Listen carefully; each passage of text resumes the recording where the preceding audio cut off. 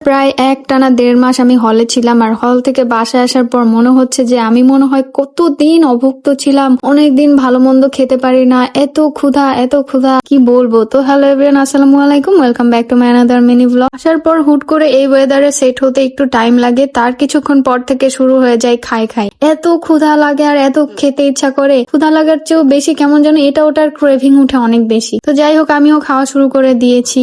সকালবেলা ঘুম থেকে উঠে ব্রেকফাস্টটা নিজেই প্রিপেয়ার করছিলাম, আজ আম্মু বাসায় ছিল না। আম্মুর ছুটি আগামীকাল থেকে, তাই শুধুমাত্র আমি আর আব্বুই বাসায় ছিলাম। তো বাপ বেটির জন্য নিজে হাতে ব্রেকফাস্ট বানালাম। রুটিটা আগে থেকেই বানানো ছিল ফ্রিজে, তো ওইটাই বের করে গরম করে নিলাম আর ডিম ভেজে নিলাম দুজনের জন্য। অনেকদিন পর আব্বুর সাথে একসাথে আবার নাস্তা করতে বসলাম, আর অনেক অনেক গল্প হচ্ছিল আমাদের মধ্যে। সবকিছুই মোটামুটি রান্না করে ফ্রিজে রাখা ছিল। তো এখানে আমি দুপুরের জন্য শুধু ভাত রান্না করেছি, আর আব্বু নিজে হাতে কুমড়ো ভর্তা করেছে। ফ্রিজে কাঁঠালের এঁচড় ছিল, দেন করলা আর বড় বড় ট্যাংরা মাছের তরকারি ছিল। তরকারি অবশিষ্ট এটুকুই ছিল, কিন্তু আমার আব্বু না খেয়ে রেখে দিয়েছে যে এই বড় ট্যাংরা মাছটা আমি খেতে পারিনি, এটুকু যেন আমি এসে টেস্ট করি। তো আমি আর না খেয়ে ওটা আব্বুকে দিয়ে দিয়েছি, কারণ আমি এঁচড় খাচ্ছিলাম, ওটাই বেশ মজা লাগছিল আমার কাছে। ছোটবেলা থেকে এই অবধি যখনই আমাদের বাসায় আমার পছন্দের কোনো খাবার রান্না করা হয়, তো ওইটা খেতে খেতে যখন লাস্টের দিকে চলে আসে তখন কিন্তু আর কেউ খায় না, আমার জন্যই রেখে দেয়। যেমন এই যে মাছের তরকারি আমি খাবো না বলে আব্বুকে দিয়ে দিয়েছি, ওখানে ট্যাংরা মাছের পেটে ডিমটা পাওয়া গিয়েছে, তো আব্বু না খেয়ে আমাকে দিয়ে দিয়েছে। আমার এখনো ভালো মতো মনে আছে যে ছোটবেলা থেকে আমার মাছের ডিম অনেক পছন্দ।